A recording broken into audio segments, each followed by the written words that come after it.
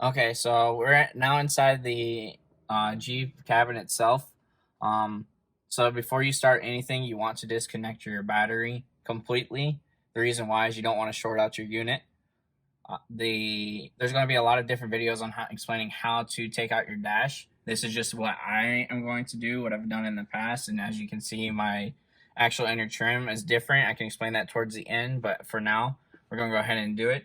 There are different tools you can use. My preferred method: paint scraper and a microfiber cloth. All I do is I wedge it into the side.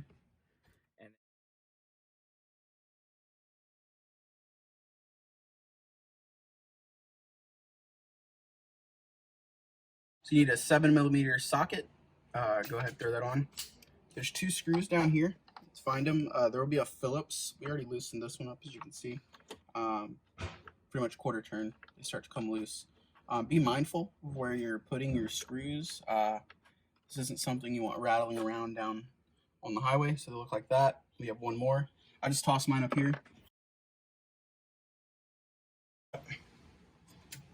Now we're just going to go ahead and remove our head unit from Mopar.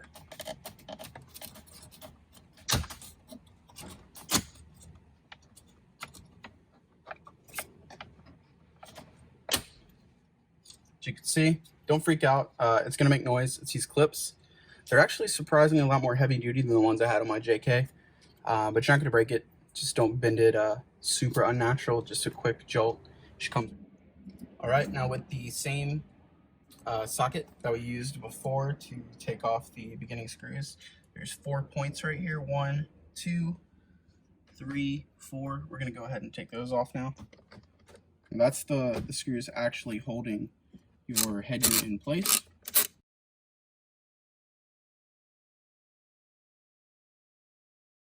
So it doesn't fall.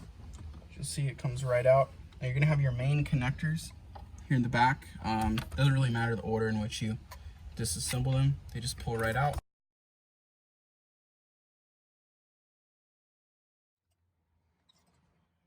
Still warm from the drive over here. So after you get your head unit out, your components are laid out in an organized fashion. Again, we don't want to lose anything. Find something soft. We have like a microfiber drying cloth that we use to wash our vehicles. Just put your screen down on that. It still has film on it, but you kind of want to be careful. You don't want to break it before it gets put in the first place, you know. So our first step, we have a Wi-Fi antenna.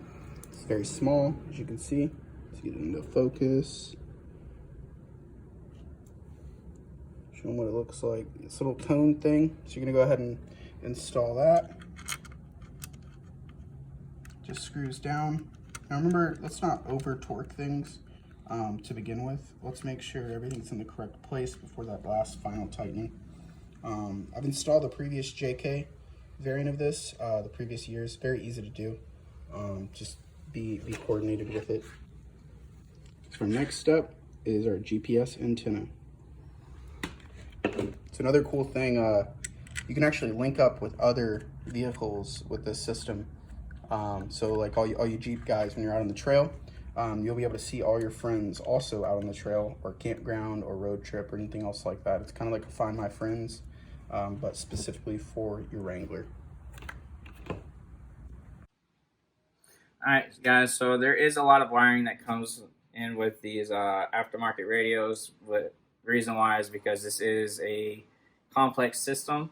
It's basically a computer, a smart computer inside your Jeep. So there is going to be some wiring, but I'm going to kind of break down everything just in case you're not good with the wiring and stuff like that.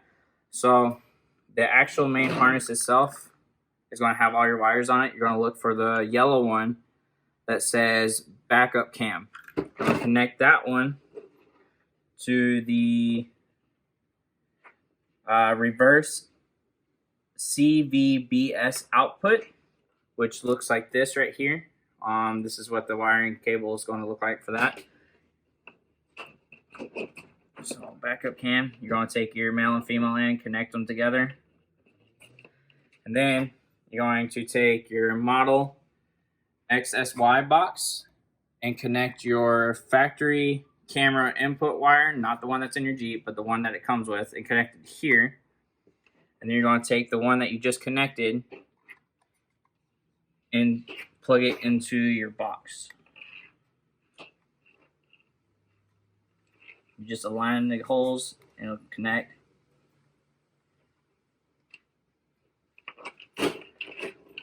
Once it's connected, if you have rock cams or other things like this, these black and red wires, so the GND is going to connect to the rock cam GND, and then the ACC is going to connect to the rock cam power. So in order to do this, you will need some splicers, splice the wire, and then they'll connect. So one thing I do want to point out is to connect these two wires together, you will need splicers and stuff like that. You don't need to do this if you don't plan on installing rock cams and stuff like this. I did already have splicers and some stuff already handy. So what we did was just splice it and put the wires together. Again, GND goes to rock cam GND, and then ACC goes to rock cam power. You don't have to do this. You can skip this step if you don't plan on installing it. The Insane audio head unit does have a built-in microphone into it. You don't have to install this mic. I am, however, going to install it. It's actually a high-quality mic that the company does provide along with the kit. The reason why is because there's some applications on the head unit that might require for a better mic. So first thing you're going to do is grab your mic. Then you're going to find this wire that says CHS JL3001 mic, and you're just going to connect the two ends. And then once they're connected, we'll get to the next step of installing it onto the actual head unit itself. All right, the next step is you're going to have this speaker on that you're going to connect into the actual main harness again. So you're just going to take this speaker end piece, the male and female place, and you're just going to slide it on in. All right, guys, so this is kind of the setup you're going to have once your Insane audio unit is installed. Now, keep in mind, your stuff might look a little bit different. It just depends on what type of attachments you're running, things of that nature. So this is just like a brief little layout of where things should be plugged in. Like a quick reference guide to help you get to this point a little quicker. Now remember, this is the one that is going to be spliced, right, into our main harness, like we said earlier in the video. This right here is actually what's directly going to plug into your Jeep, where your stock radio used to sit. The two harness connection will look something like this.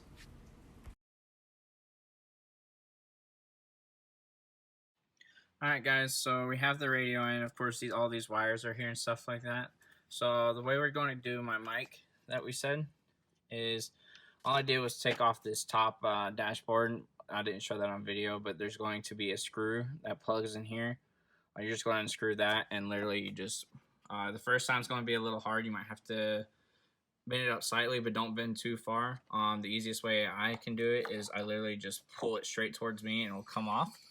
But then once I get it off, all I did was unscrew this one screw right here, and I fed my mic behind it so that it could come over here.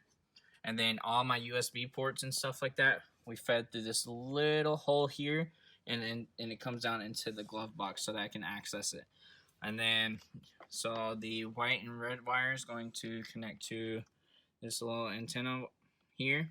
Like we said, your main power source is going to connect into here, and then your backup camera is going to plug into here. Those are going to be your main connections. You're going to have to play around with it. It is kind of tight back here. So we are just finishing up the wiring, running the wires for the GPS sensor included by Insane Audio. Now remember, this is the sensor that's going to allow you to be tracked by your friends on the map that also have the GPS enabled sensor. It does have a little adhesive on the back, and it just adheres to the pillar right there on your grab handle. We also did this on the driver's side. You will have to remove this top part, but we did it up there. It's super simple to take the handles off. They literally just clip on. All you gotta do is pinch the base of these and it'll come out, and you're just going to take out the screws, and then you just run the wire underneath. You can either unscrew it or just keep it up top. I kind of did it on that side, But honestly, it just depends on how you want to run your wire. Okay guys, so a few things I want to point out on the way we did the wiring for the actual inside. You remember that circle piece? Well, it also has adhesive. I would just went ahead and broke this little piece. You don't have to do it. This is my Jeep. This is what I wanted to do. So I ran the cord into here and then back through and pulled it out through this side. This is a cord, and then ran that cord up and under the actual unit. All right, guys. So one thing we forgot to mention, there are these white clips right here and right here. They obviously, you know, they go right here, just like your stock unit would have.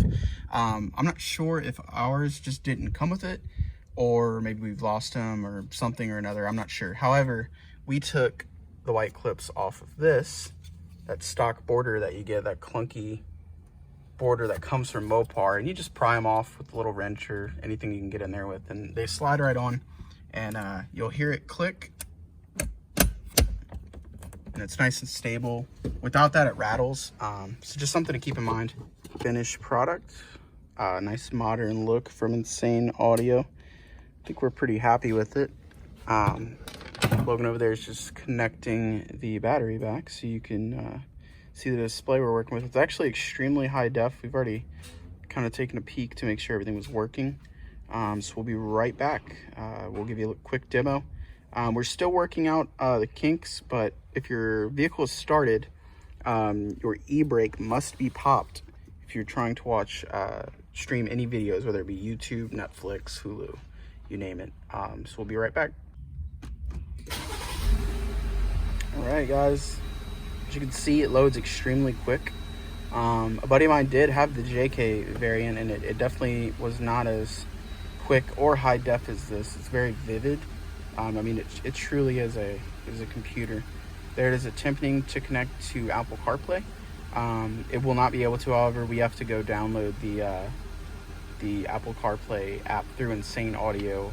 You use it through a USB stick, essentially, and then you plug it in to the unit. So we'll work on that. But for now, it comes with the Android Auto, and it's actually extremely intuitive. The Google Maps are also really impressive. YouTube TV, Hulu, Netflix, anything you want. Are we connected to the internet? So here he goes. He's just connecting to the Wi-Fi. So yes, it does have Wi-Fi. You can also tether off your cellular device or laptop or anything else enabled. There you go, obtaining IP, and we are connected to internet. Now with the e-brake pop, right? We're in park. Update YouTube. Let's see how quick it updates. Assuming it's fast. Let's see here. It's from the Google Play Store, so. Now I'm not sure if Apple CarPlay will allow you to watch videos and do other things like that. We'll have to do more research into that. If it doesn't, then I mean, I don't see any reason to not stay with the Android operating system. That is a pretty quick update. All right, let's go ahead and open YouTube.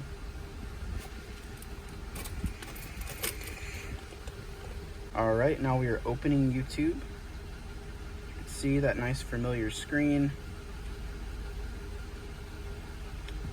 Oh, look at that Jeep video. Are you considering buying a Jeep Wrangler? Well, buying a used one like this one can be a budget-friendly option, but there are some things that you need to watch out for, and that's what we're going to talk about in this video.